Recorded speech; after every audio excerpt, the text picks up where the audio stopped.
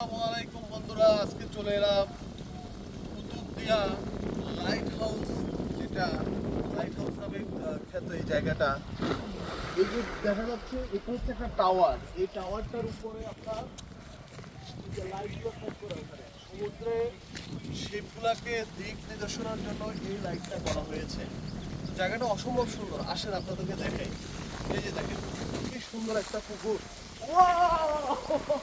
Very nice, natural একটা পুকুর।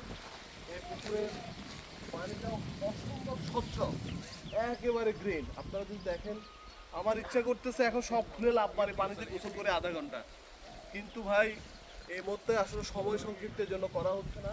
আসলে কত সুন্দর দেখেন এই জায়গাগুলোতে, যখন আপনি হাঁটবেন একটা আলাদা একটা ফিল পাবেন। ও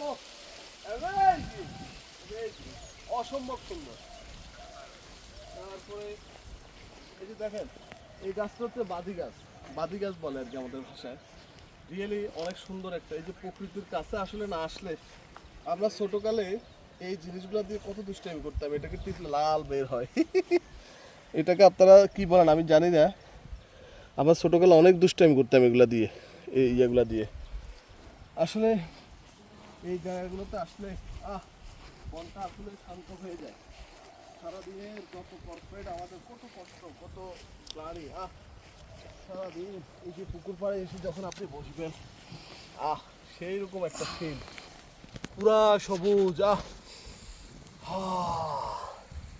ফ্রেশ অক্সিজেন নিচ্ছি ভাই। এটার মজাটাই হচ্ছে আলাদা, যেটা আসলে বলে শেষ করা যায় না। Amazing, wow, what a beautiful guys. আমি যখনই আসি চেষ্টা করি প্রকৃতির সাথে মিশে যাওয়ার জন্য, বিকজ এই শরীর একসময় এই প্রকৃতির সাথেই মিশে যাবে। তো আগ থেকে এর সাথে রিলেশন করতে হবে, বুঝতে পারছেন? এখানে বসলাম যে ভাই সেরকম একটা ফিল, এটা আসলে মানে বুঝাইতে পারবো না, যদি না আসেন আপনারা বুঝবেন না। আর এটাই হচ্ছে সে ঐতিহাসিক লাইট হাউস। বিশাল না হলো এটা মোর দেন 30 to 40 স্টোরেজ বিল্ডিং এর, মানে বড় বিল্ডিং এর মতো হবে। এত উপরে, একেবারে উপরে সেটার বাতিটা এখানে সেট করা। আর এগুলো হচ্ছে তার ইনফ্রাস্ট্রাকচার। এই পুরো এরিয়াটাই হচ্ছে তার ইনফ্রাস্ট্রাকচার।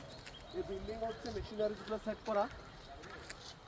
আর ওগুলা হচ্ছে যে আপনার বায়ুবিদ্যুৎ প্ল্যান্ট। এটাকে আপনার সৌর বিদ্যুৎটা এখান থেকে সাপ্লাই দেওয়া হয়, বিকজ এখানে কোনো ইলেকট্রিসিটি নেই। এইভাবেই চলে বায়ুবিদ্যুৎ প্লাস হচ্ছে যে এই যে সৌর বিদ্যুৎটা। Really amazing. ও এক কথায় অসাধারণ, অসাধারণ।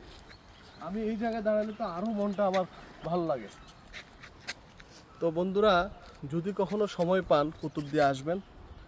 এই এক একটা প্লেস এক একদিন ভিজিট করবেন, মিনিমাম 2 দিন নিয়ে সময় আসবেন। আর কুতুবদিয়া মালিক সাহেব মাজার অবশ্যই যাবেন। অনেক বুজুর্গন মাজার আসলে মনে শান্তি পাবেন। তো সবাই ভালো থাকবেন। আজকে এটুকুই, আর একটা প্লেসে চলে যাবে ইনশাল্লাহ, আপডেট দিব আপনাদের। আসসালামু আলাইকুম।